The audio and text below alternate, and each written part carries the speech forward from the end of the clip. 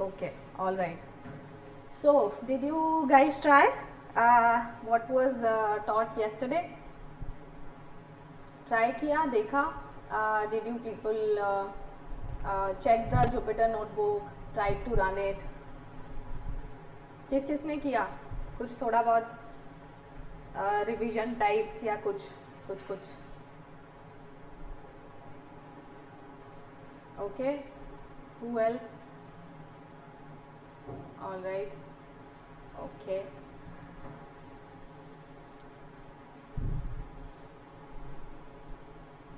Okay. Okay. ठीक है.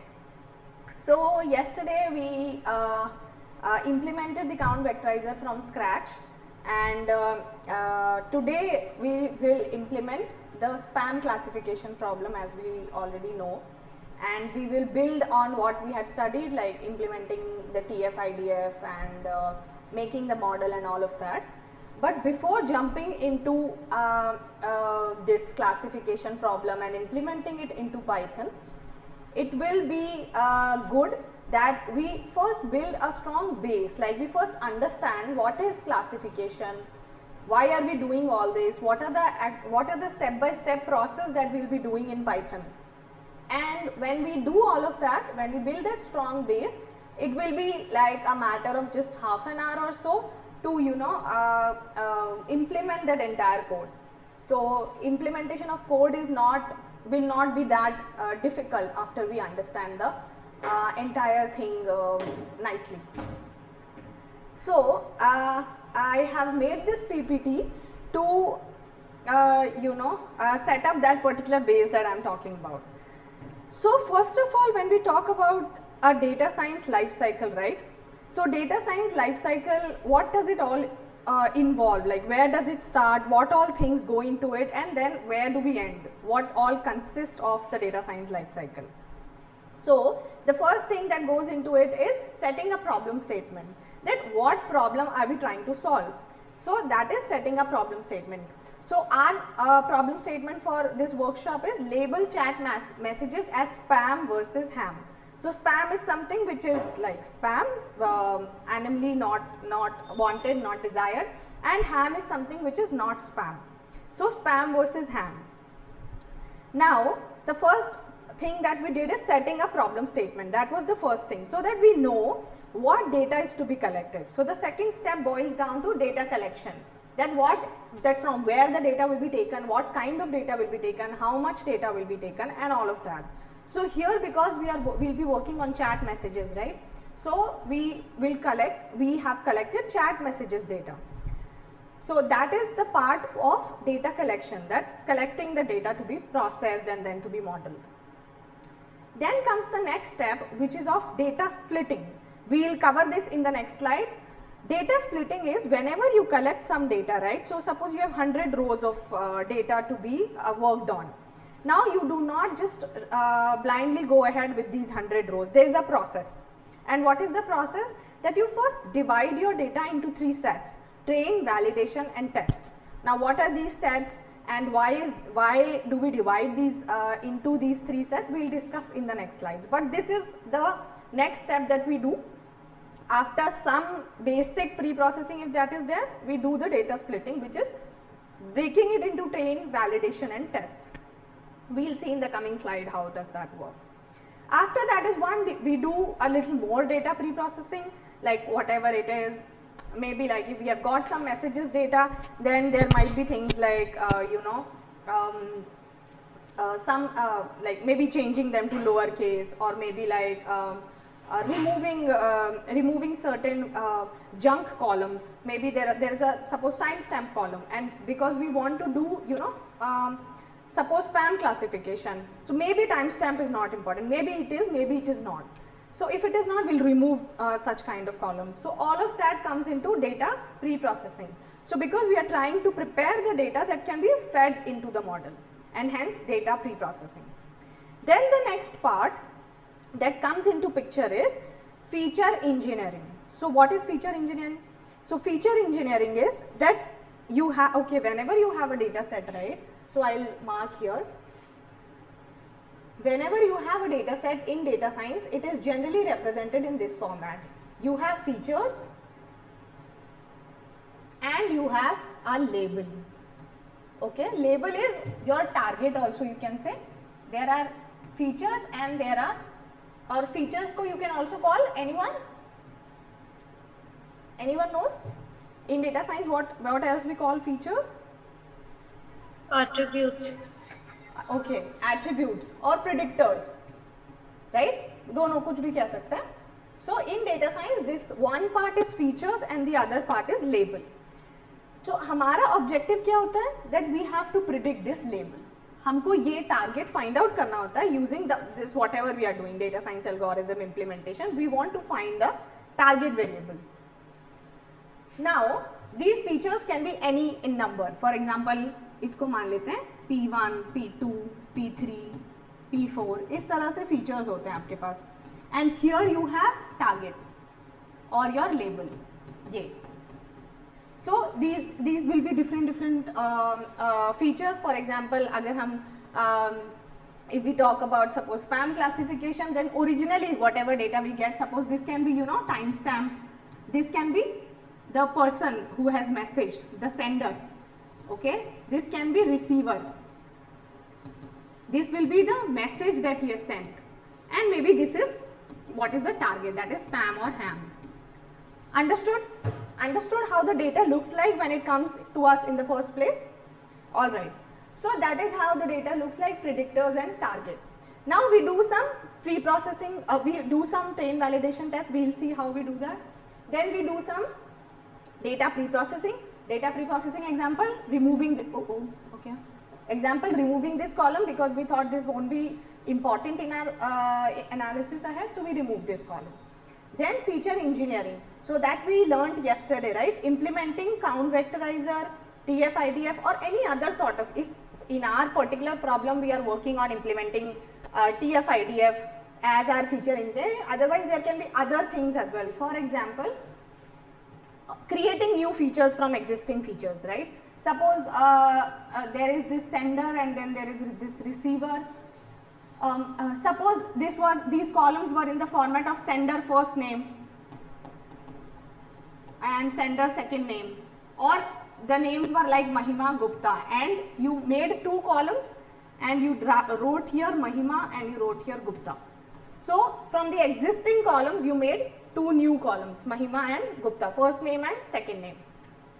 So those all sort of things come into feature engineering, that you created new features or you converted existing features into something that is more interpretable to the machine and that is something more important to the machine. Then after you have done with feature engineering, implementing the count vectorizer and everything or making the features, the next step that comes into picture is predictive modeling. That you prepare a model that can now take this data as input and give us some valuable insights, valuable results, or basically which can learn from this data, the existing data, and when a new data comes, it can predict the target.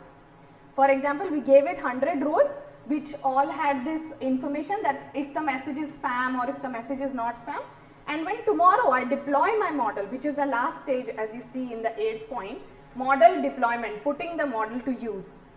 So when I deploy the model, it should be in a position to predict for unseen data, because why have I built the model? Tomorrow I'll have to deploy it somewhere, right? Like maybe like in Gmail. So when a new mail comes which the model has never seen, which our algorithm has never seen, it can classify it into spam or ham. And there was one step that goes in before deploying this model is quality check, obviously, because before deploying the model you need to first check and ensure that your model is performing well. Now how do you do that? So there are different matrix depending on what sort of model you are building and what matrix will evaluate it the best. In our example, in our problem statement, we have taken F1 score to be that matrix, the model evaluation matrix, right? So while implementing and while doing our code, we will be, going by all these steps one by one in the code. Everyone, all good? यहाँ तक सबको समझ में आया? Okay. Any questions you want to ask? Let me know if there are any questions, otherwise we'll move ahead. Okay, so this was about data science life cycle. Now, alright, now we just introduced that we will be solving spam classification. Now we understand spam, okay, that's something that is not required or not desired, which that will be spam. But where did this classification come from? What is this classification? And is there anything else also? And what all different type of data science problems are there जो हम solve करते हैं. सो यहाँ पे आप देखेंगे types of data science problems कितनी तरीके की होती हैं.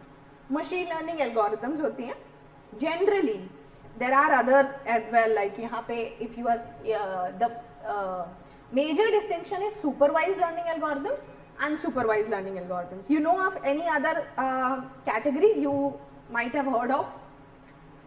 सेमी सुपरवाइज और सुपरवाइज के अलावा आपको कोई कैटेगरी ध्यान आ रही है या आपने कहीं पढ़ी हो, देखी हो? यस शुभम.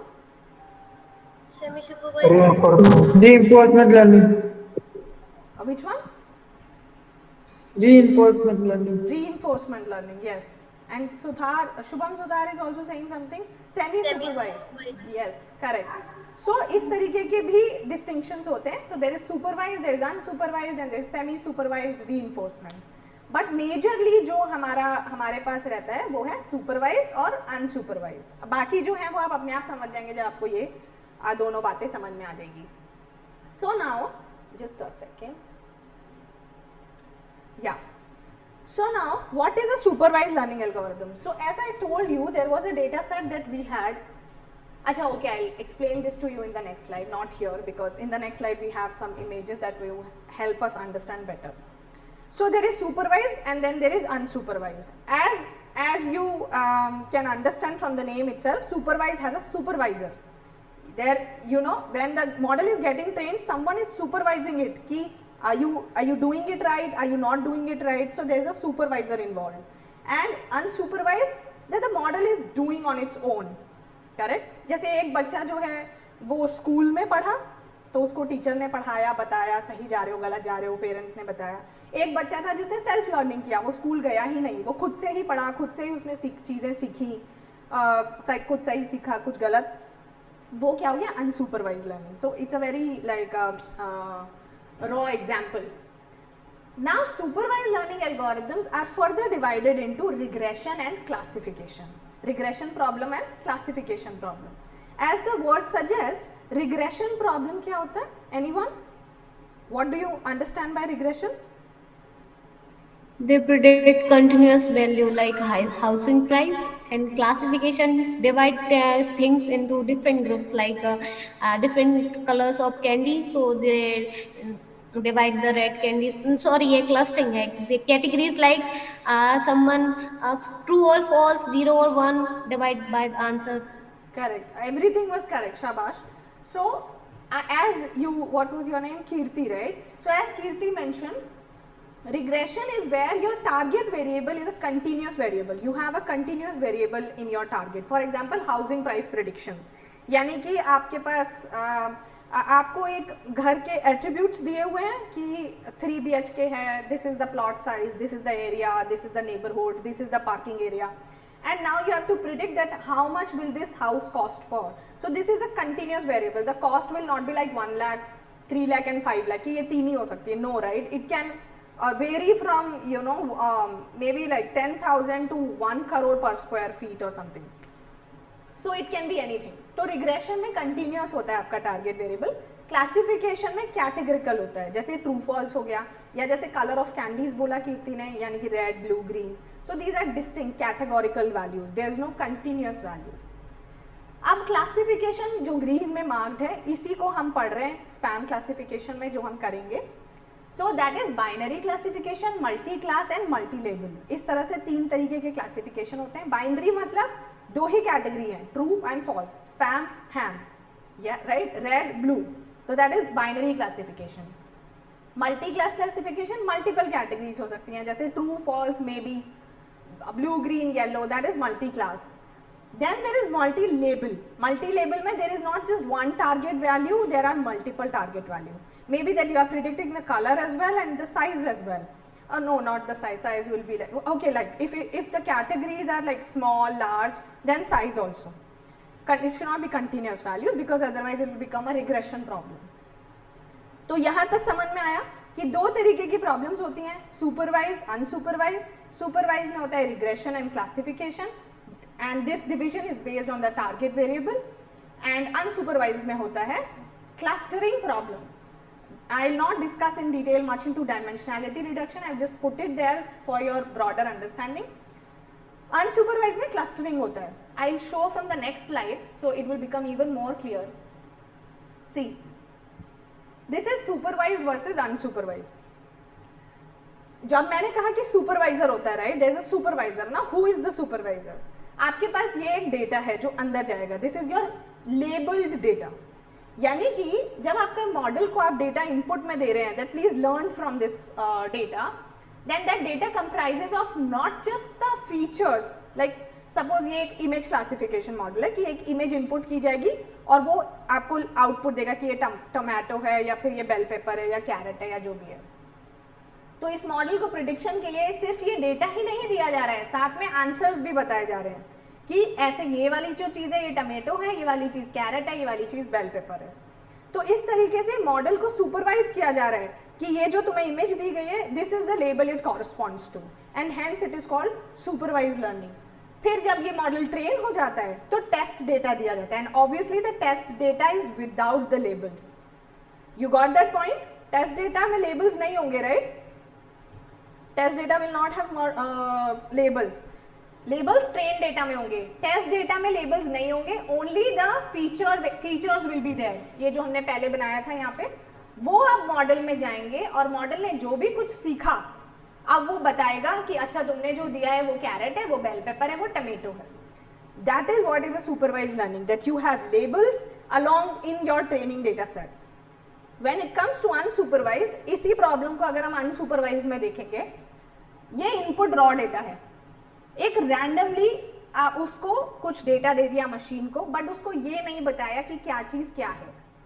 ये हमको पता है ये अनियन है, ये ब्रिंजल है, ये तुम्हारा बेल पेपर है, हमको पता है, लेकिन मशीन को तो नहीं पता. मशीन को तभी पता चलेगा जब बताएंगे. तो यहाँ हमने बताया, यहाँ नहीं बताया. Now what the machine will do is it will learn on its own, and obviously it won't learn that this is a tomato, this is a brinjal, this is an onion, because उसको पता ही नहीं है कि ऐसी कोई terms होती हैं. Do you agree? Does the model know that such thing is called a brinjal and such thing is called a tomato? No, right? The model doesn't know. तो मॉडल बस क्या करेगा कि वो क्लस्टर कर देगा कि ये चीज और ये चीज कुछ सेम सी है. So let's put this into one cluster and give it a label 1 और लाइक क्लस्टर 1. फिर इसको एक ग्रुप में डाल देगा क्लस्टर 2 और इसको एक ग्रुप में डाल देगा क्लस्टर 3.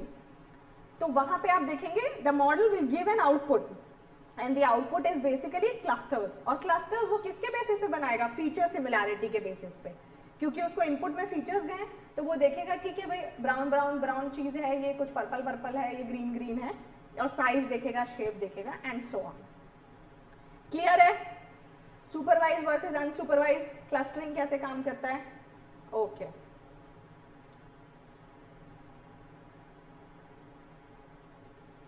अब जैसे कि हमने देखा, ये जो सुपरवाइज्ड लर्निंग होती है ये दो तरह की होती है, रिग्रेशन, क्लासिफिकेशन. रिग्रेशन में कंटिन्यूअस वैल्यूज होती हैं, जैसे यहाँ पे एग्जांपल दिया गया है, if the data set is like that you are given 20 days of data, ठीक है, 20 दिन का डेटा आपको दिया और आपसे पूछा कि अच्छा कल क्या टेम्परेचर रहेगा. आपको 20 दिन का डेटा दे दिया कि इस दिन ये टेम्परेचर था, इस दिन ये टेम्परेचर था, और बाकी चीज़ें दे दी कि भाई हम राजस्थान की बात कर रहे हैं, उसमें जयपुर शहर की बात कर रहे हैं, और उस दिन जो है ह्यूमिडिटी इतनी थी और ये सब इतना था और टेम्परेचर इतना था. अब जो क्वेश्चन पूछा गया वो था what will be the temperature on the next day, what will be the temperature tomorrow. तो ये प्रॉब्लम हो गई रिग्रेशन की. वहीं पे ये पूछा जाता कि कल जो है temperature will be hot or it will be cold. If the question was this would turn into a classification problem. और कौन सी क्लासिफिकेशन होगी ये? आंसर करो. Binary, multi label, multi class. Binary classification. Binary. Correct, good. So this will be binary classification problem.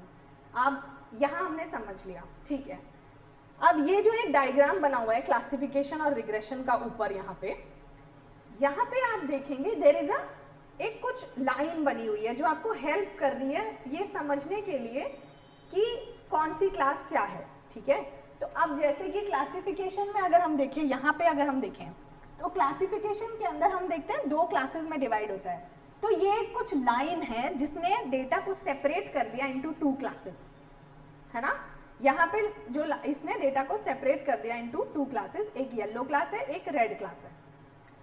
So this is how classification boundary, यानी कि अगर हम classification models की बात करें कि वो कैसे काम करते हैं या क्या करते हैं, तो इस तरीके से क्लासिफिकेशन बाउंड्री देने में हेल्प करते हैं. या फिर कुछ ऐसा करते हैं कि हम लोग डेटा सेट्स, डेटा पॉइंट्स को सेपरेट कर सकें इनटू डिफरेंट क्लासेस. समझ आया? On the other hand, Mangesh is saying used for predictions and forecasting. What is used for predictions and forecasting, Mangesh?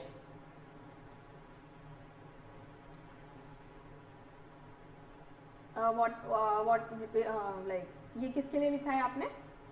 Regression. Regression. Okay, all right, ठीक है. Used for continuous value predictions. एक चीज यहाँ पे ये कह सकते हैं, क्योंकि प्रिडिक्शन क्लासिफिकेशन मॉडल्स भी प्रिडिक्शन ही करते हैं, बट जो रिग्रेशन है वो कंटिन्यूस वैल्यूज का प्रिडिक्शन करता है. सही है. ऑन द अदर हैंड, जब आप रिग्रेशन को देखेंगे तो रिग्रेशन क्या होता है? कंटिन्यूस वैल्यूज प्रिडिक्ट होती हैं. क्लासिफिकेशन में जो डिसीजन बाउंड्री थी उसने हमें 2 तरीके के आइटम दे दिए कि भाई ये तुम्हारा रेड है, ये तुम्हारा ग्रीन है, तुम अब देख लो जो भी पॉइंट, यानी कि ऐसे कुछ एक इक्वेशन मान लो, राइट, कि X Y is equal to,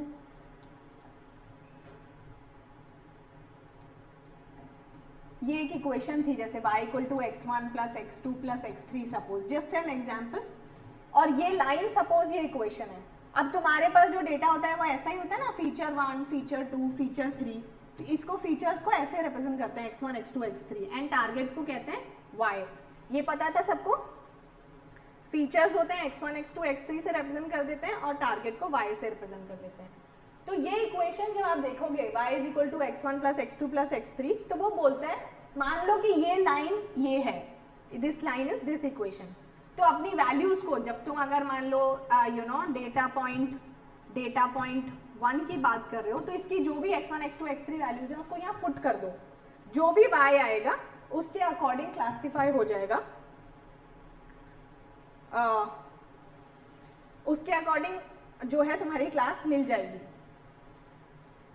थोड़ा सा इसमें ये कैच है कि यहाँ पे रिग्रेशन में तो ये होगा कि okay, I will repeat, there was a little this thing.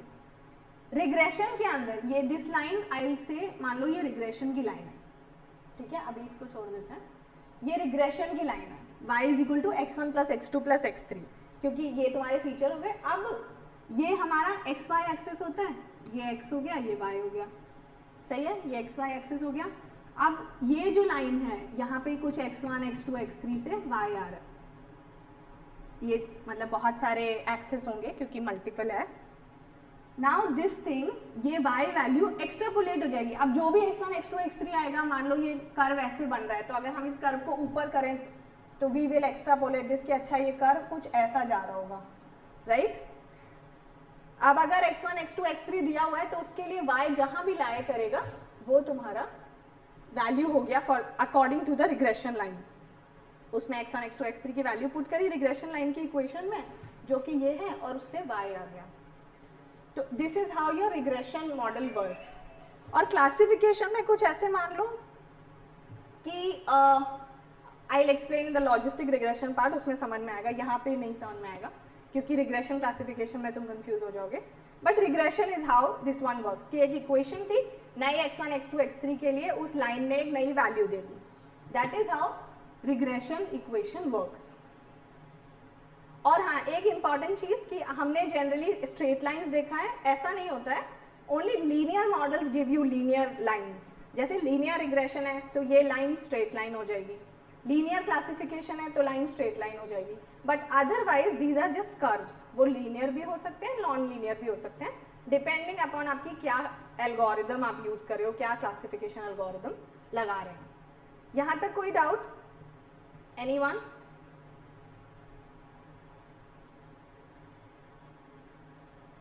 Okay, कोई डाउट है तो just let me know. Okay, ये मैंने एक एग्जाम्पल दिया है आपको. अभी आगे आएगा आपका क्लासिफिकेशन वाला पार्ट, थोड़ा सा कैसे वो वाली चीज़ काम करती है. तो ये हमारा इनपुट डेटा ऐसे जाता है, मैसेज, और इसमें और भी फीचर्स हो सकते हैं, और ये लेबल, ये हमारा इनपुट डेटा है. अब हमने बात की थी classification, we will take up in the next slide, how does that work, कि डेटा को हम स्प्लिट करते हैं ट्रेन, टेस्ट और वैलिडेशन में. These are the 3 things we split our data into. ऐसा क्यों करते हैं? अब मान लो कि तुम्हें मॉडल को डिप्लॉय करना है, ठीक है, मतलब तुम स्पैम क्लासिफिकेशन का मॉडल बना रहे हो, तुम्हारे मॉडल ने सीखा कि भाई ऐसा ऐसा ऐसा होता है तो मेल स्पैम होता है, ऐसा ऐसा होता है तो मेल हैम होता है. अब तुमने उसको सारा डेटा दे दिया सीखने के लिए, तुम्हारे पास 100 लाइन्स अवेलेबल थी, तुमने 100 लाइन्स पर डेटा को सिखा दिया. अब तुम ये कैसे टेस्ट करोगे? How will you test if your model has learned the right way? If you have utilized all the data, जैसे कि for example when you were in like school, suppose, right, in your 6th standard, and your teacher taught you something in the class कि भाई suppose there was a chapter, कोई भी chapter है, friction के ऊपर chapter है. अब अगर उसने सारे क्वेश्चंस तुम्हें क्लास में ही समझा दिए, सारे कॉन्सेप्ट क्लास में समझा दिए, she did everything in the class, then will there be a question left for you in the examination to answer? Will teacher be able to evaluate the student कि जो मैंने पढ़ाया वो बच्चे को समझ आया कि नहीं? पेपर लीक, बात समझ में आ रही है? तो कुछ तो ऐसा डेटा हमें रखना चाहिए जिससे कि हम ये समझ पाएं that did our model performing well before deploying it. उसको पहले जंग के मैदान में भेजने से पहले घर में एक बार टेस्ट कर ले.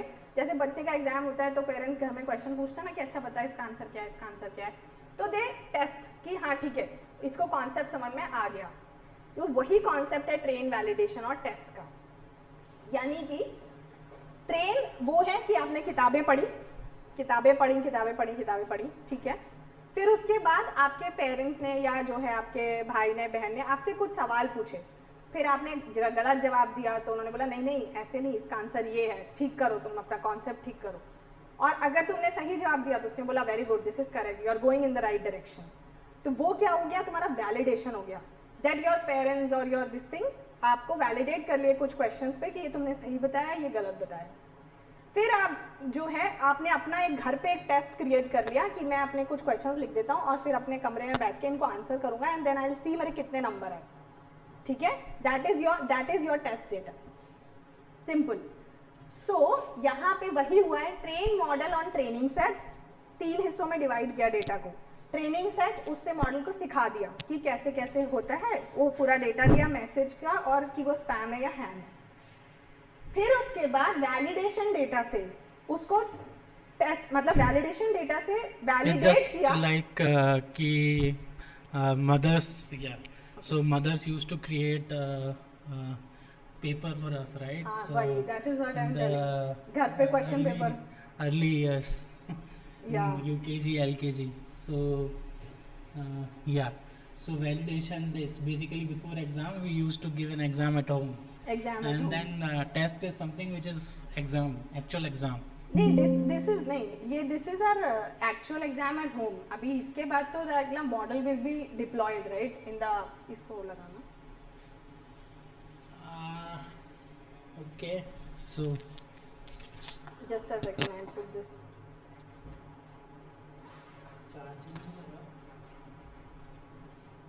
Okay, yeah. So we trained the model, then we created that validation set, जिसके अंदर validation set के अंदर the model improvised. If you see here, that model was getting trained. फिर उसके बाद it evaluated on the validation set and the model tweaked its learnings.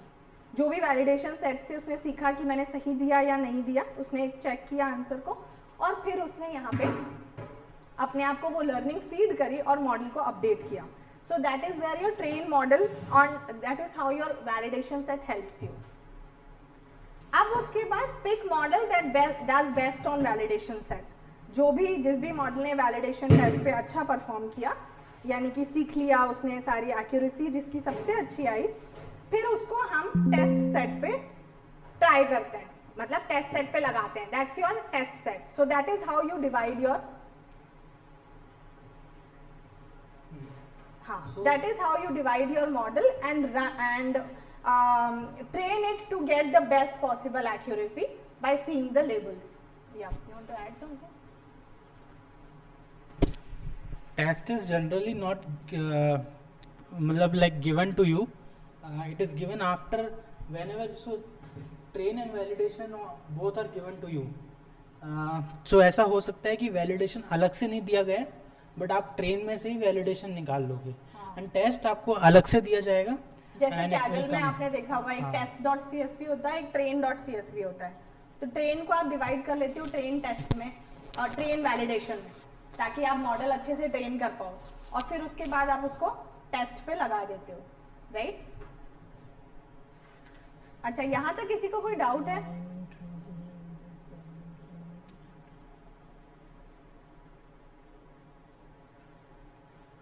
यहाँ तक कोई डाउट है तो पूछो. इफ कुछ चीज समझ में नहीं आई या कोई कंफ्यूजन हुआ या कुछ, तो वो बताओ. Some people have put reinforcement, semi-supervised. That is, I've taken that as before. Okay. Yeah. कुछ रिएक्शन कुछ तो, so that I understand कि आगे चलना, या ये समझ में आ गया? ठीक है, ओके.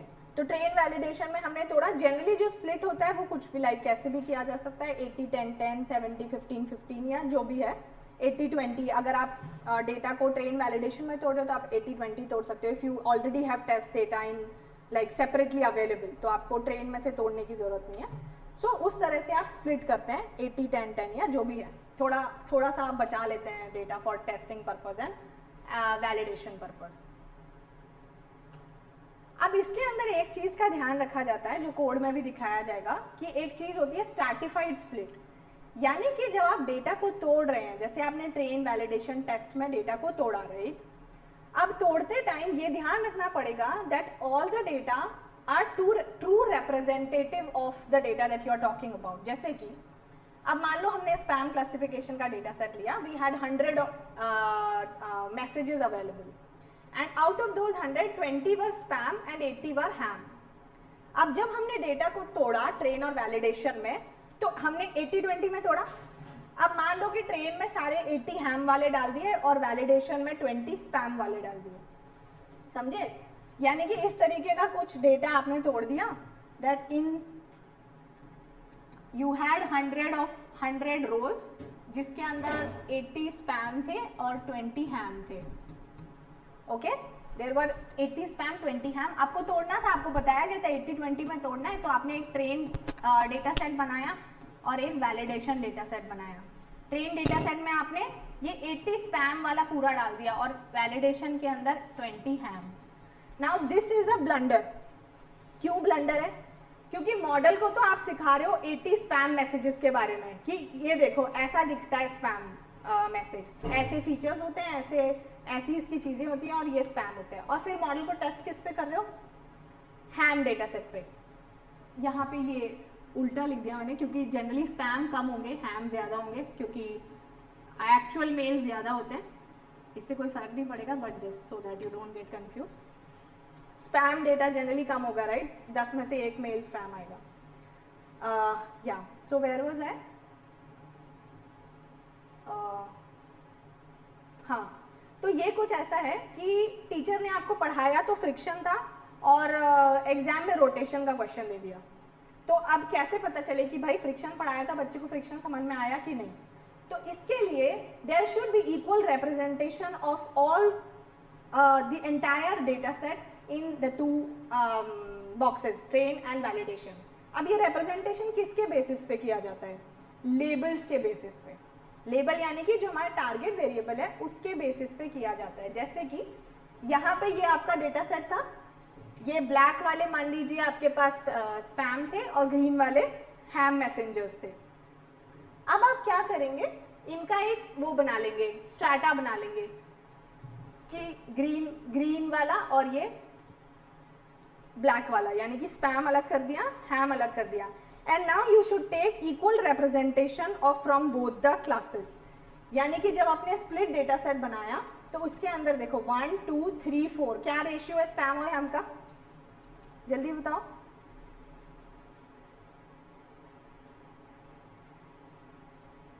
by 3. सॉरी,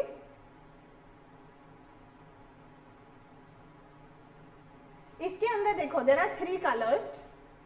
ये ब्लैक कितने हैं, 1 2 3 4 5 6 ब्लैक हैं. ग्रीन कितने हैं, डार्क ग्रीन. अच्छा यहाँ पे लिखा हुआ है 1 2 3 4 5 6 ही डार्क ग्रीन कलर्स हैं और ये भी लाइट ग्रीन वाले भी 6 हैं. यानी कि जो एक्चुअल डेटा सेट मिला था उसके अंदर तीनों कलर्स का रिप्रेजेंटेशन सेम था, 6 black 6 dark green 6 light green. तो जब आप डेटा सेट को तोड़ेंगे, यानी कि जैसे आपने एक हिस्सा ये बनाया तो यहाँ आप देखो डार्क ग्रीन 2 है, ब्लैक 2 है और लाइट ग्रीन 2 है. क्या रेशियो मेंटेन्ड है, is the ratio maintain. Colour basically label को रिप्रेजेंट करता है. यहाँ पे कलर जो है वो लेबल है. जैसे इसमें स्पैम हैम और सपोज मे बी एक लेबल था, इसमें 3 कलर्स हैं क्योंकि. तो जो रिप्रेजेंटेशन डेटा ओरिजिनल डेटा में है that should be retained and sustained in your split data set, train, validation and test. अगर आप टेस्ट भी बना रहे तो, क्योंकि जब रियल वर्ल्ड से डेटा आएगा तो उसमें वो ही ट्रू रिप्रेजेंटेशन अवेलेबल होगा डेटा का. So that is what stratified split says, that while splitting you should take care that आपका टारगेट वेरिएबल के हिसाब से आप डेटा को स्प्लिट करें. हर लेबल का वही रिप्रेजेंटेशन होना चाहिए आपके ट्रेन वैलिडेशन में जो एक्चुअल डेटा में था. So that is what it means. अच्छा, और कौन कौन से तरीके स्प्लिट होते हैं, anyone apart from stratified split? जब डेटा को ऐसे मतलब वो मान लो जैसे हम पॉपुलेशन में से सैंपल लेते हैं ना, there are different types of sampling techniques. एक होता है स्ट्रैटिफाइड सैम्पलिंग, ये वैसा ही रैंडम सैम्पलिंग.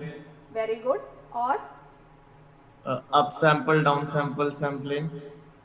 अच्छा आपने okay, what does that mean? Systematic sampling. Systematic sampling, right, correct. तो इस तरह की बहुत सारी सैम्पलिंग टेक्निक्स होती हैं.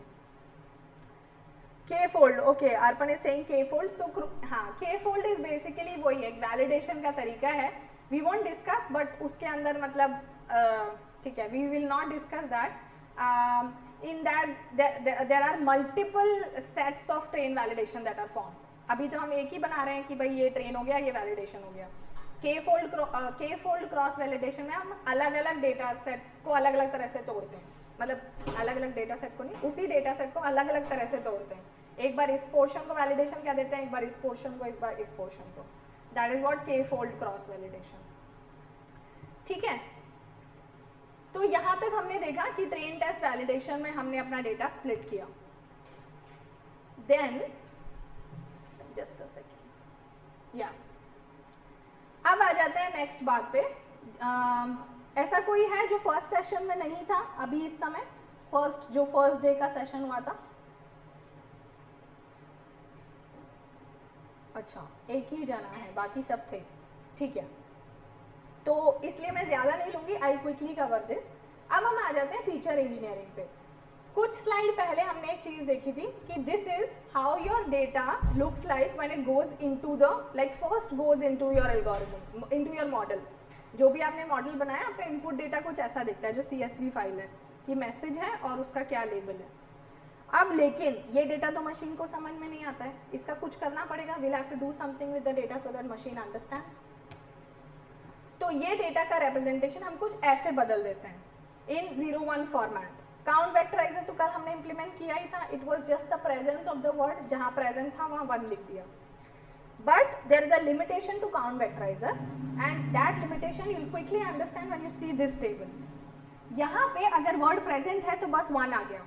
एवरीवेयर जहाँ पे भी वर्ड प्रेजेंट होगा, जैसे मैसेज 1 में ये वर्ड प्रेजेंट है तो 1 आ गया. But in the below table you will see कि वर्ड अगर प्रेजेंट है तो वहाँ वैल्यू तो है, लेकिन वो 1 हो ऐसा ज़रूरी नहीं है, वो कुछ भी वैल्यू हो सकती है. तो हर वर्ड को कुछ अलग वैल्यू मिली है। जैसे मैसेज 2 के अंदर डे को अलग वैल्यू मिली है, डॉग को अलग और लेजी को अलग, लेकिन यहाँ पे मैसेज 2 में इन सबको वैल्यू क्या मिली है, 1। अब अगर दिमाग से सोचा जाए तो किसी भी सेंटेंस में क्या हर वर्ड का इंपॉर्टेंस सेम होगा? कोई भी सेंटेंस, माई नेम इज महिमा गुप्ता में सबसे इंपॉर्टेंट वर्ड क्या है?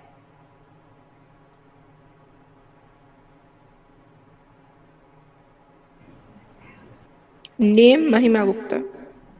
ओके, महिमा, नेम महिमा Gupta. Okay, I am studying at data play, सबसे इंपॉर्टेंट वर्ड क्या है? Data play. ओके, तो इसके अंदर कुछ भी हो सकता है बेसिकली, लेकिन अगर मान लो मैं 2 सेंटेंस दूं, एक बच्चा कहता है I am studying at data play और एक कहता है I am studying at school, अब बताओ कि दोनों सेंटेंसेस में इंपॉर्टेंट वर्ड्स क्या हैं? Data play and school. शाबाश, वेरी गुड। अब बात समझ में आई। सिंगल सेंटेंस दिया तो हम उतना नहीं कह सकते, क्योंकि हो सकता है कि स्टडिंग ज़्यादा इंपॉर्टेंट था, कि हम उस बारे में बात करते हैं कि एक बच्चा डेटा प्ले में स्टडी कर रहा है, एक बच्चा सो रहा है, एक बच्चा खेल रहा है ना। लेकिन व्हेन यू गिव 2 सेंटेंसेस कि I am studying at data play, I am studying at my college, तो यहाँ पे 2 सेंटेंसेस के कंपैरिजन में हमें ये पता चलता है कि फर्स्ट सेंटेंस में डेटा प्ले की बात हो रही है और दूसरे सेंटेंस में कॉलेज की बात हो रही है। So the importance of these words changes with respect to context and where they appear. तो as per the corpus, importance बदल जाता है, and that is where TF-IDF comes to your rescue. क्योंकि count vectorizer is not able to capture this importance part. It only captures if the word is present or not. TF-IDF introduces another feature into count vectorizer, and that feature is कि is this word appearing in other documents as well. अगर ये word बाकी documents में भी आ रहा है तो इसका मतलब for that particular document this word is not very important. For example the way you just did, right, I am studying at data play, I am studying at college, तो studying दोनों में आ रहा है, सो यू सेड कि नहीं studying उतना important नहीं है, डेटा प्ले एंड कॉलेज ज़्यादा इंपॉर्टेंट है, right. So more the word gets repeated into multiple documents, the relevance of that word for a particular document reduces. समझे? ये बात समझ में आई? ये बहुत ही सिंपल भाषा में समझाया है। इसमें मैंने I have not introduce the formula, I have just explain the difference and why TF-IDF came into picture. ठीक है, यहाँ पे तो अभी आप देखोगे लेबल्स दोनों में सेम है, यानी कि मैं काउंट वेक्टराइजर किया तो हाँ, एक ये चीज़ है कि पहले हमारे लेबल्स हैम और स्पैम थे, अब लेबल्स को भी हमने 0-1 कर दिया, तो मशीन जो है इसको 0-1 के जैसे लेगी कि भाई हैम जो है that is 0 and spam is 1। So this is a representation of input data to the ML algorithm. तो ML एल्गोरिथम में data will not go as a message but it will go as vectors in this case, right, in a mathematical format that machine can interpret. तो ये वाला part हमारा हो गया feature engineering कि हमने कैसे करी, और फाइनली हमारा डेटा सेट फीचर इंजीनियरिंग के बाद कैसा दिखता है डेटा प्री प्रोसेसिंग और फीचर इंजीनियरिंग के बाद। Obviously the label will be there, होगा ना लेबल, या फिर जो मॉडल में डेटा जाएगा उसमें लेबल नहीं होगा, होगा कि नहीं होगा? होगा। क्यों?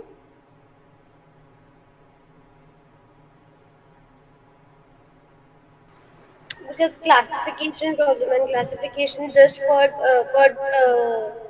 for making a model understand if it's a spam or if it's a ham, we need to input some trained data like label data.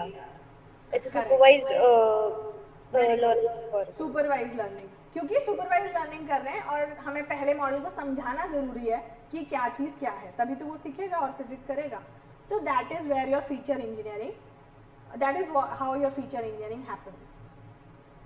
तो ये हम इसीलिए आप को पढ़ा रहे हैं पहले कोड से पहले, ताकि वाइल यू कोड आपको ये डाउट्स ना आए कि अच्छा ये सर स्ट्रैटिफाइड स्प्लिट क्या होता है, आपने ये क्यों लिखा है, फिर आपको ये डाउट नहीं आए कि ये TF-IDF क्यों किया था, इसका क्या ज़रूरत था।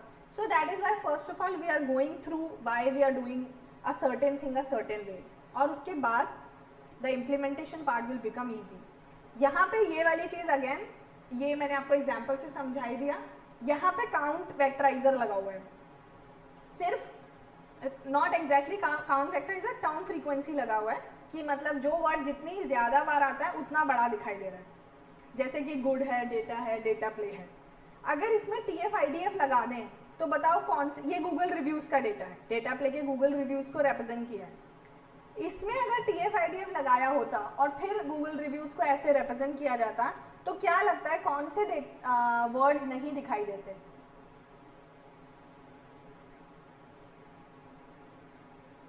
बताओ। So basically your Google reviews are your documents. एक बच्चे का गूगल रिव्यू एक डॉक्यूमेंट, दूसरे का दूसरा डॉक्यूमेंट, तीसरे का तीसरा डॉक्यूमेंट, ऐसे डॉक्यूमेंट वाइज है, डॉक्यूमेंट्स हैं डिफरेंट। तो अगर इसमें TF-IDF लगाते तो क्या फर्क पड़ जाता इस वर्ड क्लाउड में? सोचो थोड़ा और बताओ।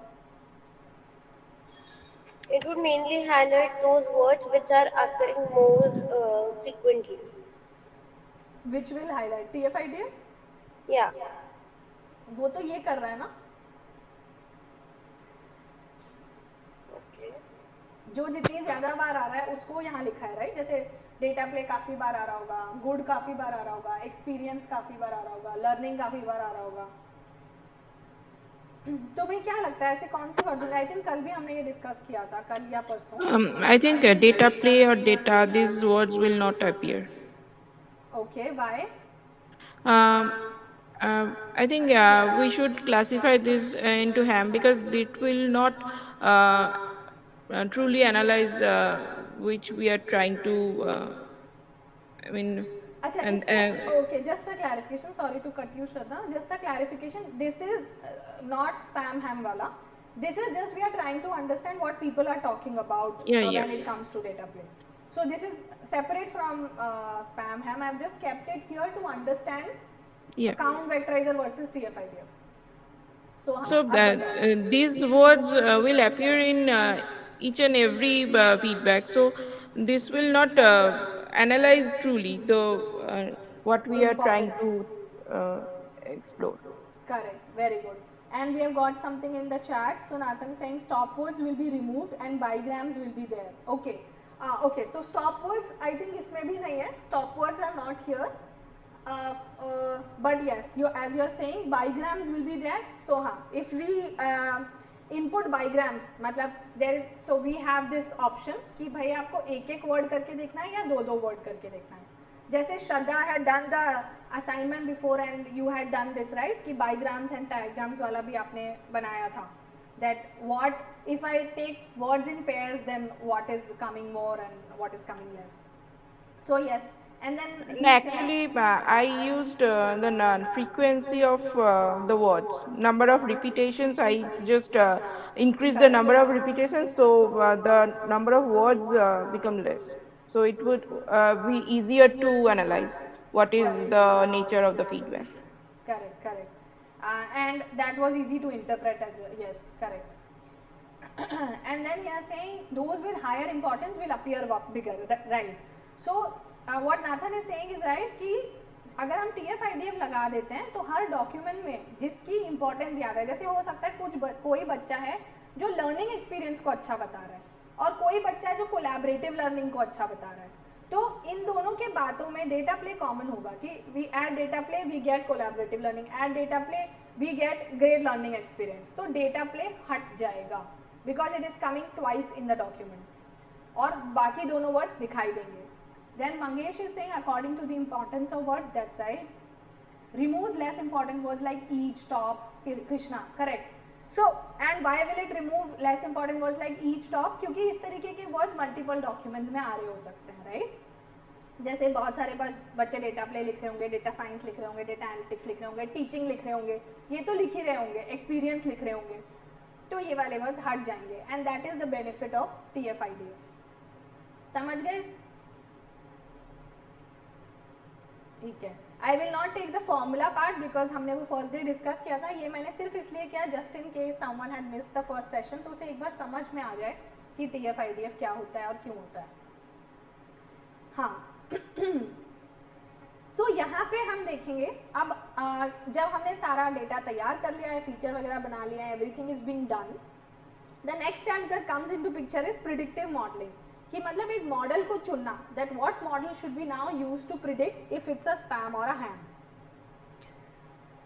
Now there are multiple options that we have. So we have different type of classification techniques. I'll explain.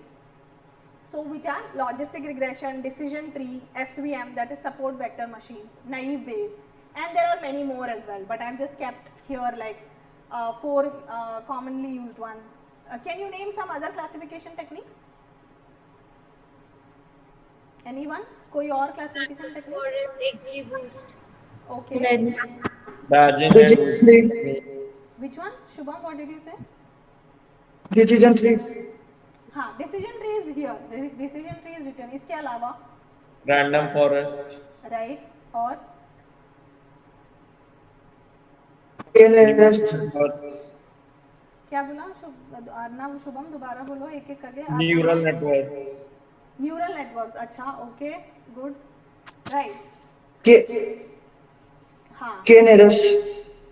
O very good के नियरेस्ट नेबर्स KNN तो वो भी एक क्लासिफिकेशन टेक्निक है तो इस तरीके से ये क्लासिफिकेशन टेक्निक्स हैं and then Arpan is saying bagging yes so random forest is actually a bagging technique तो जैसे कि बाकी बच्चों ने बताया सो रैंडम फॉरेस्ट तो ये डिफरेंट टाइप्स ऑफ क्लासिफिकेशन के तरीके हैं कैसे कैसे कर सकते हैं अब obviously in the interest of time we will not go into the mathematical formulas of these and also not just the interest of time it is a process to reach to the mathematical formula अभी हम यहाँ सिर्फ समझेंगे कि ये कैसे काम करते हैं मतलब इनका एक ब्रॉडर पर्सपेक्टिव क्या है when they solve a problem simple से स्टार्ट करते हैं डिसीजन ट्री क्या करता है सो सपोज जैसे कि यहाँ पे लिखा है should I accept a new job offer okay so there is a problem statement जैसे कि now we are seeing spam classification there is a problem statement should I accept a job offer now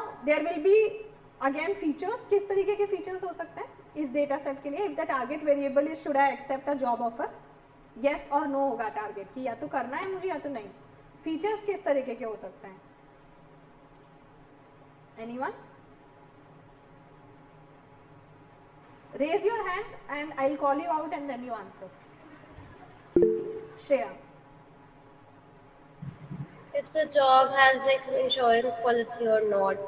oh that's great wow nice so obviously if the job has an insurance policy that matters then Nathan has said working hours very nice क्योंकि बहुत पूरे दिन काम कराते हैं और मुझे नहीं करना तो मैं को नहीं करना job offer accept location very nice maybe I want to stay in a particular city और maybe I want to go to a particular city so location what else company is product based और service based that's right कि किस तरीके की कंपनी है what where my interest lies and then Arpan is saying salary right Arnab is saying working culture very good so you are quite intelligent people तो आपने सही पकड़ा कि अगर हमें ये डिसीजन लेना है तो इस तरीके के कुछ फीचर्स हमारे डेटा में मौजूद होंगे now looking at these features we'll take a decision that if I want to accept the job offer और नॉट तो generally as people we do this technique right अभी आपने यही किया करेक्ट डिसीजन ट्री अब प्रायोरिटी बेसिस होगा सबसे पहले मेरे लिए क्या ज़रूरी है मेरे लिए ये ज़रूरी है कि वर्किंग आवर्स कितने हैं या मेरे लिए ये ज़रूरी है कि लोकेशन क्या है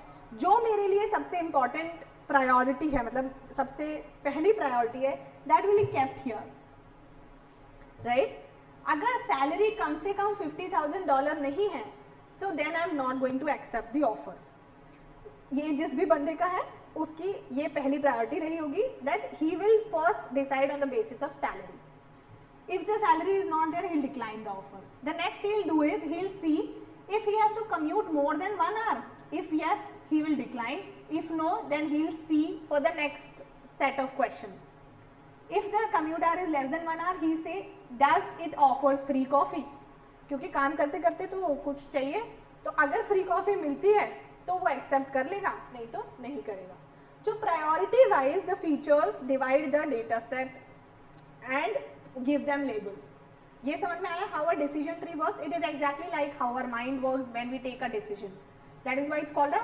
decision tree तो उस एल्गोरिथम को एक सिंपली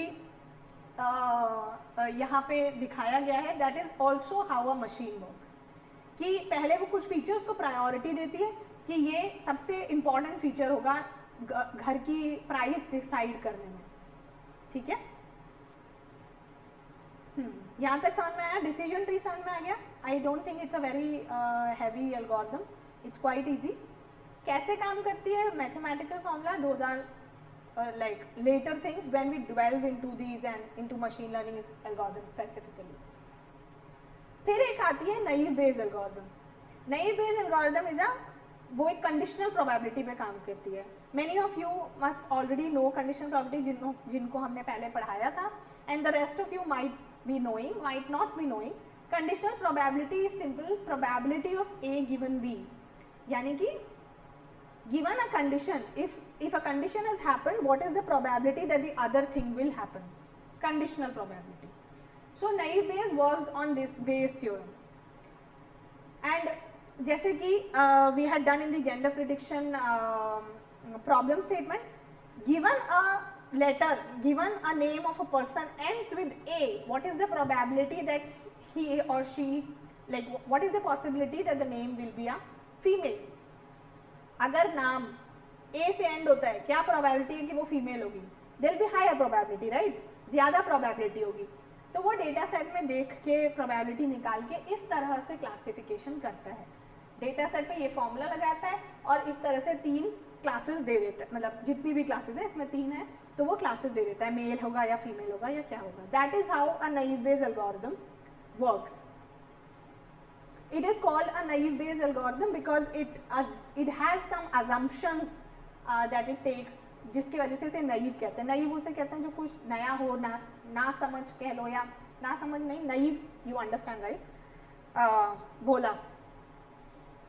तो ये इसके कुछ भोले assumptions होते हैं, तो जिसकी वजह से इसे naive Bayes कहते हैं. नई ओके, यस. जो naive Bayes समझ में आया, कंडीशनल प्रोबेबिलिटी पे काम करती है, probability of A given B, and उसके अकॉर्डिंग निकालती है. फिर कुछ दूसरी तरीके के एल्गोरिथम्स हैं, जैसे कि logistic regression, SVM. Logistic regression कैसे काम करता है? अच्छा, एक चीज़ है, जैसे कल निशान सर वाज मेंशनिंग, किसी बच्चे ने बताया था कि लॉजिस्टिक रिग्रेशन होता है, एंड देन सर सेड कि it is a classification problem but it is called a regression problem. So like it is called regression, but so don't get confused. तो लॉजिस्टिक रिग्रेशन की एक linear boundary ही होती है. अब आप बोलोगे ma'am आपने तो इतना कर्व सा बनाया है, लीनियर कहाँ है? ये तो लॉजिस्टिक में तो लीनियर नहीं बनाया है. तो इसमें डिसीजन बाउंड्री एक्चुअली ये है, this is the decision boundary. ये जो कर्व है ना, ये जो दिख रहा है, ये लॉजिस्टिक का फॉर्मूला है. फॉर्मूला कह लो, या मतलब उसका जिसमें आप एक्स वाले फीचर्स को डाल के प्रोबेबिलिटी निकालेंगे. कि जैसे स्पैम क्लासिफिकेशन में आपने फीचर्स का वैल्यू डाला, अब आपके पास आंसर जो आता है लॉजिस्टिक रिग्रेशन में, जो टारगेट वैल्यू आती है, वो एक प्रोबेबिलिटी आती है. Just give me a second.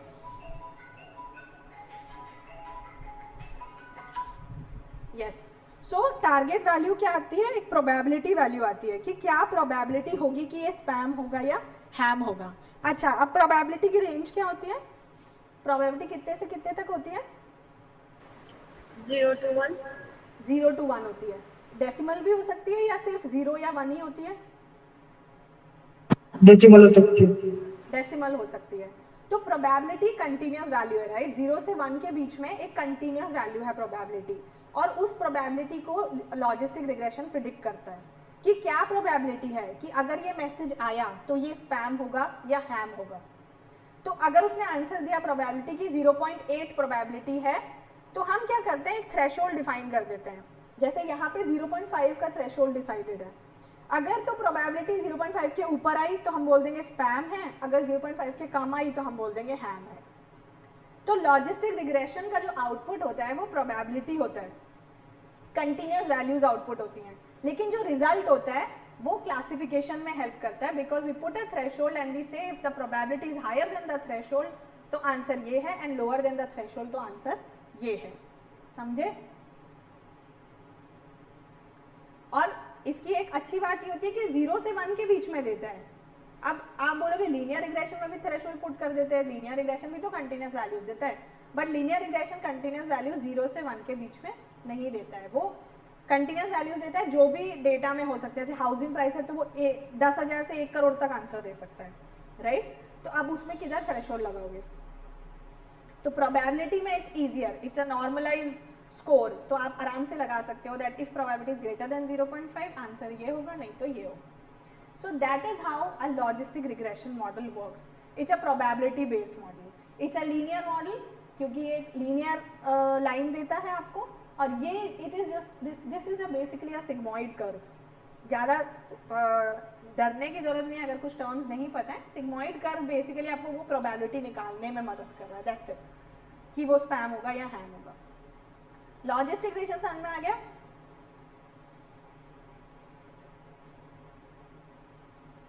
Good.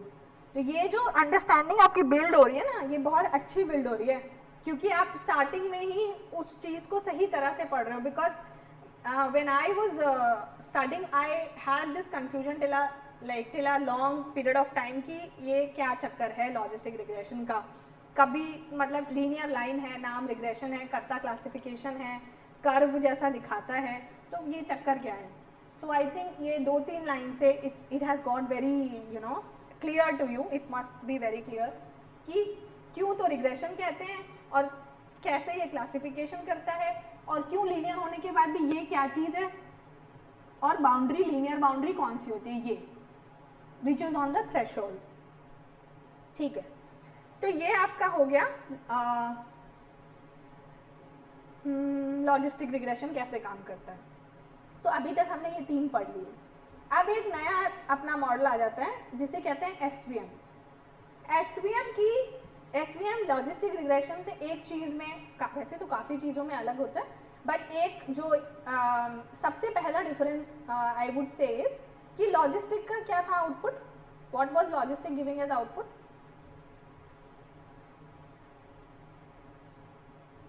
जल्दी बताओ.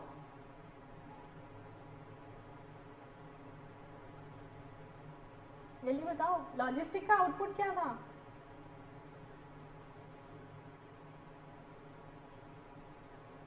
Zero to 1. Yes. So logistic का आउटपुट था प्रोबेबिलिटी 0 से 1 के बीच में, लेकिन अपने एसवीएम का आउटपुट होता है 0 या 1. समझे? तो एसवीएम जो होता है वो प्रोबेबिलिटी आउटपुट नहीं करता है, एसवीएम सीधे क्लास आउटपुट देता है कि भाई स्पैम है या हैम है. लॉजिस्टिक में हमें थ्रेशोल्ड लगा के निकालना होता है कि इतना आया तो स्पैम, इतना आया तो हैम, लेकिन एसवीएम सीधे आंसर देता है कि ये क्या है. इसका जो वर्किंग मेथड होता है थोड़ा सा डिफरेंट होता है लॉजिस्टिक से. लॉजिस्टिक ने तो क्या किया था, जैसे कि अगर ये आप यहाँ पे डेटा सेट देख रहे हैं, तो लॉजिस्टिक ने एक बाउंड्री क्रिएट कर देता है. लॉजिस्टिक जैसे इस वाले को मैं अगर इस तरह से कुछ रिप्रेजेंट करना चाहूँ, ये आप डॉटेड लाइंस को भूल जाओ, don't consider these dotted lines.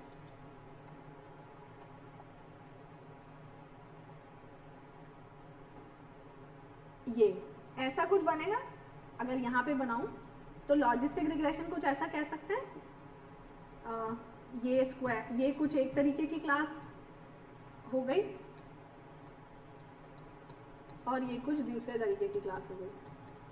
तो लॉजिस्टिक की लाइन कुछ ऐसे बनती है कि 2 क्लासेस को उसने ऐसा तोड़ दिया कि ये तुम्हारा ये है और ये तुम्हारा दूसरा क्लास है. एसवीएम की जो डिसीजन बाउंड्री होती है, ये लॉजिस्टिक की डिसीजन बाउंड्री है. एसवीएम की जो डिसीजन बाउंड्री होती है वो इससे थोड़ा सा अलग प्रिंसिपल पे काम करती है. प्रिंसिपल क्या है कि वो कुछ मार्जिन्स बनाती है, यानी कि वो स्पेस में डेटा को देखती है कि डेटा किस तरह से अरेंज्ड है, और फिर 2 ऐसी बाउंड्रीज बनाने की कोशिश करती है उस स्पेस में. ठीक है, ऐसे कुछ देखो कि हवा में डेटा है, ठीक है, ऐसा कुछ इमेजिन करो, और ऐसी 2 बाउंड्रीज बनानी है मुझे ताकि ये डेटा स्प्लिट हो जाए क्लासेस के बेसिस पे. क्योंकि अगर ये क्लासिफिकेशन प्रॉब्लम है तो कुछ तो फीचर्स होंगे, राइट, कुछ ऐसे एक जैसा, लाइक अगर स्पैम है तो वो एक जगह लाए कर रहा होगा डेटा, और हैम है तो एक जगह लाए कर रहा होगा. तो ऐसी डिसीजन बाउंड्री बनाने की कोशिश करती है ताकि यहाँ पे इस तरह से जो यहाँ के मतलब इन दोनों को मैक्सिमम मार्जिन से सेपरेट कर सके. समझे? Creates a decision boundary such that इस वाली क्लास का जो सबसे कॉर्नर वाला पॉइंट हो और इस वाली क्लास का जो सबसे कॉर्नर पॉइंट हो, उनकी डिस्टेंस मैक्सिमाइज हो जाए. वो ऐसा, और फिर उसके बाद वो सिंपल निकाल लेती है जो पॉइंट्स इसके इधर लाई करेंगे वो क्लास 1, जो इसके इधर लाई करेंगे वो क्लास 2. थोड़ा थोड़ा समझ में आया? एक लाइन बनाने की जगह, जस्ट एक लाइन बनाने की जगह कि भाई मैं एक डिसीजन बाउंड्री दे देती हूँ और प्रोबेबिलिटी के हिसाब से निकालूंगी, वो सेपरेट करता है जितना कोशिश हो सके दोनों पॉइंट्स को, मतलब दोनों क्लासेस को एक सेपरेट करने की कोशिश करता है, या एक गली क्रिएट करने की कोशिश करता है बीच में, ताकि कोई डाउट ना रहे कि अच्छा ठीक है this is where this class lies, this is where this class lies. समझ गए? तो ये एक थोड़ा सा ओवरव्यू है how these algorithms work and what is the difference between logistic and SVM. There are other differences as well, like logistic works for linearly separable data, जैसे जो एक लाइन से सेपरेट हो जाए, जैसे ये कि एक लाइन बनाई, डेटा इधर और उधर हो गया। लेकिन अगर मान लो ऐसे नहीं है, जरूरी थोड़ी है कि डेटा ऐसे सेपरेट हो जाए हमेशा, कि एक लाइन बनाई और इधर एक क्लास आ गई, इधर एक क्लास आ गई। नॉन लीनियर सेपरेशंस भी हो सकते हैं, तो SVM उसमें भी हेल्प करता है। लॉजिस्टिक लीनियर में ही काम करता है, लेकिन SVM helps you with ऐसे classifications also which have a non-linear boundary। तो ये कुछ मेजर पता होगा ना? नहीं, मैंने बता दिया, इंट्यूशनल के उसमें बता दिया। इधर कैमरा, हाँ, ऑल राइट। सो ये हमने समझ लिया, चारों तरह के हमने वो समझ लिए मॉडल्स किस किस तरह से काम करते हैं। अब इन चारों में से जो हमने अपनी एल्गोरिथम के लिए यूज़ किया है वो है SVM, ठीक है, वो हम इम्प्लीमेंट करेंगे। Now this is the last slide before we start implementing. अच्छा, समझ में आ रहा है ना? वैसे तो आ रहा है, तुम लोग बता रहे हो, थके तो नहीं हो? ये स्लाइड करके फिर गैप लेके फिर कोड स्टार्ट करेंगे, ठीक है? यस, अर्पण ने राइट लिखा है, SVM also works in higher dimensions, correct. Arpan, you should give GATE in data science. Why you are giving in computer science? हाँ, अब तो शुरू भी हो गया है गेट डेटा साइंस में, तो यू कैन गिव। ओके, ठीक है। अब हमने मॉडल बना लिया, अब हमने उसको ट्रेन टेस्ट में स्प्लिट भी कर दिया, सॉरी डेटा को ट्रेन टेस्ट में स्प्लिट भी कर दिया, मॉडल भी बना लिया। अब is that enough? No, right? We need to find out कि हमारा मॉडल परफॉर्म कैसे करता है, कैसा काम कर रहा है, बढ़िया परफॉर्म कर रहा है या कुछ अच्छा, should be enhance the model somehow, या क्या करें हम? तो वो कैसे करेंगे? सिंपल डेटा लेंगे, जो एक्चुअल लेबल्स थे वो लेंगे, यानी कि जो एक्चुअल में डेटा है, और यहाँ प्रिडिक्टेड लेबल्स आ जाएंगे कि जो मेरा मशीन प्रिडिक्ट कर रहा है, करेक्ट? ऐसे ही किसी चीज़ को इवैल्यूएट करते हैं ना, एग्जाम में आपको कैसे इवैल्यूएट किया जाता है? सही आंसर वर्सेस योर आंसर, अगर सेम है तो +1 और सेम नहीं है तो -1 या 0 depending upon the marking scheme. इसमें मॉडल कैसा परफॉर्म कर रहा है?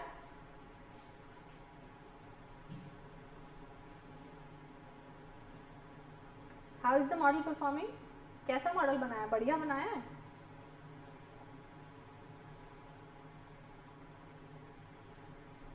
Am I audible? Accurate. Okay, Shubham is saying accurate. बाकी बच्चे बताओ accurate क्यों है शुभम?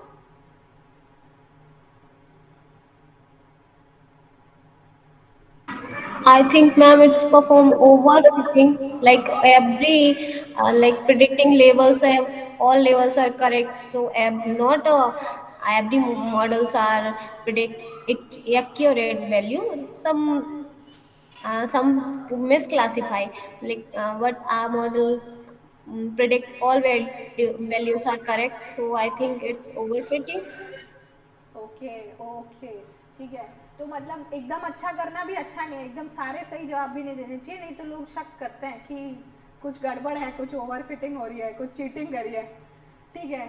सो सही है, कीर्ति की बात सही है। सो अर्पण ने कहा ऐसे जज मत करो क्योंकि ये छोटा डेटा है, ऐसे मॉडल के बारे में गलत कहना ठीक नहीं है। तो उसने 5 ही थे तो इसलिए सही सीख लिया, 5 जवाब दे दिए। Okay, that was good.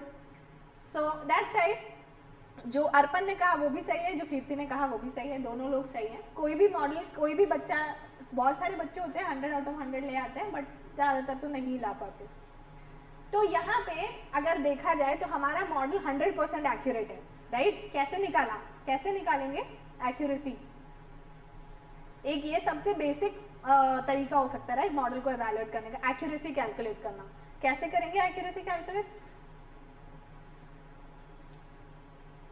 Upon matrix define कर सकते हैं ना, जिसके बेसिस पे अपन ये प्रूव कर पाए कि अपना मॉडल कितना एक्यूरेट है.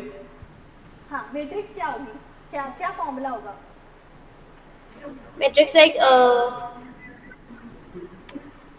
Okay. Okay, so one is saying confusion matrix, one is saying predicted label by actual label into 100. Right, correctly predicted label. अर्पण आपका फॉर्मूला सही है. सो जितने भी सही प्रिडिक्ट किए, जैसे 5 है यहाँ पे, 5 ही सही प्रिडिक्ट कर दिए तो 5/5. मान लो एक गलत कर देता तो एक्यूरेसी क्या हो जाती है? 4/5. 2 गलत कर देता तो 3/5. जितने सही प्रिडिक्ट किए डिवाइडेड बाय टोटल कितना रोज थे, कितने प्रिडिक्ट किए. Is that right? Make sense? Accuracy यही होगा, how many did it predict correct divided by total number of like predictions, that is accuracy. लेकिन अब इसमें मान लो कि जैसे हमारा स्पैम हैम क्लासिफिकेशन है, तो काफ़ी सारे ऐसे हमारे यूज केसेस होते हैं जहाँ पे इम्बैलेंस डेटा होता है, जैसे कि स्पैम और हैम. अगर 100 रोज हैं तो ज़्यादा से ज़्यादा 10 स्पैम होंगे. कितने मेल्स आपके स्पैम में जाते हैं ईमेल में out of all that come? बहुत कम परसेंटेज. तो जब इम्बैलेंस डेटा होता है, यानी कि जो लेबल्स हैं वो इम्बैलेंस्ड होते हैं, यानी कि ऐसा नहीं है कि 50-50 है कि भाई डॉग वर्सेस कैट था और 50% डॉग थे और 50% कैट थे. नहीं, it's a imbalance data कि 90% are ham but 10% are spam. तो अब जैसे इस वाले मॉडल की बात करें तो एक्यूरेसी कब फेल हो जाता है? एक स्पैम था, इसने एक को स्पैम कह दिया, बाकी सब हैम थे. मान लो कि ये इसको हैम कह देता तो एक्यूरेसी तो आंसर क्या देती? कितना परसेंट एक्यूरेट होता मॉडल?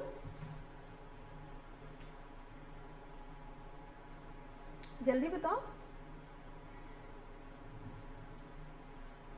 80%. 80%. मॉडल एक्यूरेसी हो जाती है 80%. क्यों? 4/5.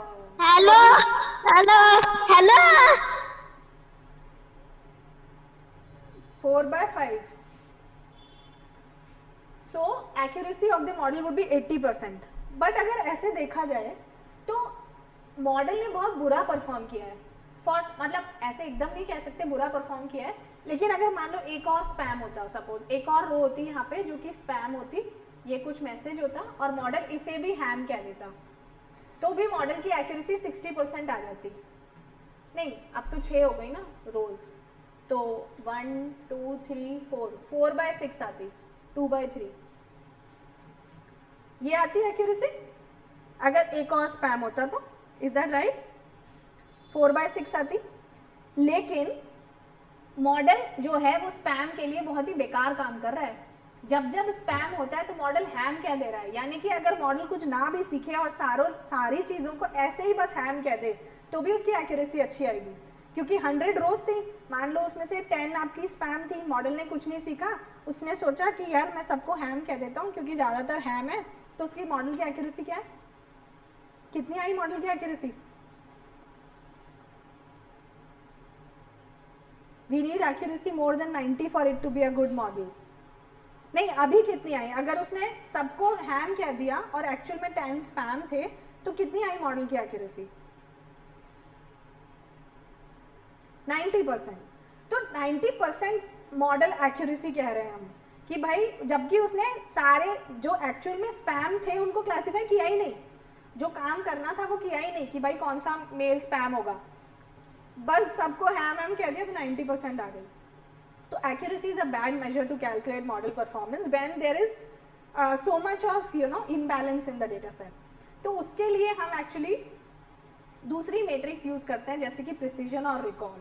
तो प्रिसीजन और रिकॉल एक्चुअली आपको हेल्प करता है टू अंडरस्टैंड क्लास वाइज उसने कैसा परफॉर्म किया, कि जितने उसने स्पैम कहे एक्चुअल में उसमें से कितने स्पैम थे, ये आपका प्रिसीजन होता है.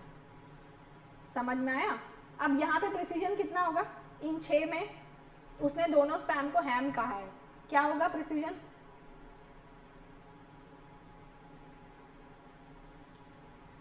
प्रिसीजन, हाँ, प्रिसीजन होता है how many of the items be labelled as positive और एक्यूरेटली पॉजिटिव. तो 0/2, क्योंकि आपने 0 सही तरह से प्रिडिक्ट किए तो प्रिसीजन आया 0. और दूसरी वाली क्लास का प्रिसीजन क्या आएगा? हैम का 100%. शाबाश. सो हैम का प्रिसीजन आया 100%, 4/4, क्योंकि 4 को हैम का 4 हैम थे. सही बताया उसने. So that is how precision help you to overcome accuracy वाला प्रॉब्लम. देन एक और चीज होती है रिकॉल. रिकॉल ये होता है कि out of all of those that were spam या ham, how much the model was able to identify. समझे? यानी कि अगर 2 हैम थे तो उसमें से, मतलब एक्चुअल में 2 हैम थे, उसमें से मॉडल कितने हैम बोल पाया? कितने बोल पाया? कितने आइडेंटिफाई कर पाया spam? All 4. Spam 0, 0. Right? 0. Spam 0 identify कर पाया. तो रिकॉल क्या हो गया?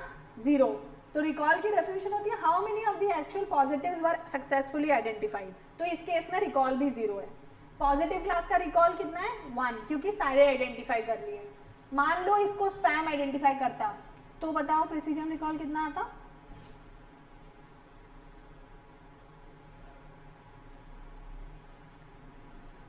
हैम वाली क्लास के लिए प्रिसीजन हो जाता है 3/4,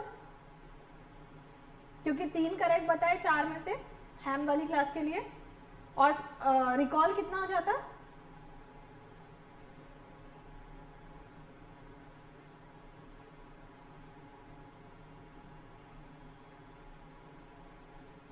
नहीं, थोड़ा गड़बड़ हो गया. प्रिसीजन 3/4 नहीं होता. उसने कितनों को हैम क्लासिफाई किया था? 1, 2, 3, 4, 5 को किया था. और सही इसने हैम कितने थे? 1, 2, 3, 4. तो प्रिसीजन 4/5 होगा. जितने उसने हैम क्लासिफाई किए उसमें से कितने हैम थे एक्चुअल में? तो उसने 5 को हैम बोला है. 1, 2, 3, 4, 5. और कितने एक्चुअल में हैम थे? 4. तो प्रिसीजन क्या आया? 4/5. और रिकॉल क्या होता है? कितने एक्चुअल में हैम थे और कितने उसने आइडेंटिफाई कर लिए. तो हैम एक्चुअल में कितने हैम थे? एक्चुअल में हैम थे 1, 2, 3, 4 हैम थे एक्चुअल में. और उसने कितनों को आइडेंटिफाई कर लिया? 1, 2, कितने आइडेंटिफाई करे? 3 करेक्टली आइडेंटिफाई कर लिए. ये समझ में आया? सो प्रिसीजन इज उसने जितनों को हैम कहा उसमें से एक्चुअल में कितने हैम थे, और रिकॉल इज एक्चुअल में जितने हैम थे उसमें से वो कितनों को हैम आइडेंटिफाई कर पाया. इसको और आप एक बार देखोगे क्लियर हो जाएगा. बहुत इजी है. इसके फॉर्मूले भी होते हैं. और एक होता है F1 स्कोर जो हम यूज करेंगे स्पैम क्लासिफिकेशन में. ये F1 स्कोर आपको हेल्प करता है to get precision and recall together, क्योंकि प्रिसीजन रिकॉल का थोड़ा ट्रेड ऑफ रहता है. तो F1 स्कोर आपको हेल्प करता है प्रिसीजन रिकॉल को साथ लाने में, दोनों मैट्रिक्स को साथ में देखने के लिए. It is a harmonic mean of precision and recall जो F1 स्कोर होता है. तो हम F1 स्कोर यूज करते हैं क्लासिफिकेशन प्रॉब्लम्स के लिए. और भी बहुत सारे मैट्रिक्स हैं but today we'll discuss F1 score only, क्योंकि हम आगे वही यूज करेंगे. So that is how it is. Okay, समझ में आए सारे एक्यूरेसी मैट्रिक्स? आपको समझ में आए कि क्यों एक्यूरेसी अच्छी नहीं थी और क्यों प्रिसीजन रिकॉल लाना पड़ा? Okay, so you learn something new today. कुछ नया सीखा जो कुछ पहले नहीं पता था, या कुछ डाउट्स थे वो क्लियर हुए, clarity I. Okay, good. So that is the end of the theory part, end of understanding what we will be doing in the coding. And अब जो हमारा next part होगा वो होगा coding. We'll implement the spam classification. ठीक है? और एक चीज़ आपको करना है, क्योंकि इतना सारा आपने आज सीखा, अभी तीसरा दिन है आज आपका, और अब आप कल आपने कोड लगाया था, बनाया था, आज आप फिर से बनाएंगे. So what you have to do is, as we told yesterday, you have to collate this learnings of yours. यानी कि जैसे हमने इसमें लिखा हुआ है स्पैम क्लासिफिकेशन की आपकी वर्कशॉप हुई, you implemented count vectorizer from scratch, then you understood count vectorizers versus TF-IDF, then you built a good understanding around data science implementations, यानी कि data science का life cycle जो अभी आपने किया, and then you will be implementing spam classification. तो ये 4 हमारे major highlight थे workshop के. चौथा is yet like it will come अभी। तो ये चारों चीज़ों को आपको कोलेट करना है एंड उसको प्रेजेंट करना है। You have to present it on LinkedIn so that we know who learned how much, and this will help you a lot in many things. For example, you will be able to write and summarize the things and it will help you to understand कि वाकई मुझे कितना समझ में आया, because जब आप उसको लिखते हैं और जब चीज़ों को बनाने लगते हैं, स्टेप बाय स्टेप करते हैं, तो आपके दिमाग में क्वेश्चंस आते हैं और आपकी अंडरस्टैंडिंग इन्हांस होती है। Apart from that it will help you increase your communication and presentation skills, क्योंकि वो भी इंपॉर्टेंट है। आपको अच्छा आता है लेकिन अगर आप बता नहीं पा रहे हो तो कैसे पता चलेगा सामने वाले को कि आता है। Then it will help you to write it in your resume. जब आप उसको कोलेट करोगे चीज़ों को कि मैंने क्यों किया, कैसे किया, क्या एक्यूरेसी आई थी, कैसे था, तो वो आपकी लिंक्डइन प्रोफाइल को भी और आपके रेज्यूमे दोनों को इन्हांस करेगा।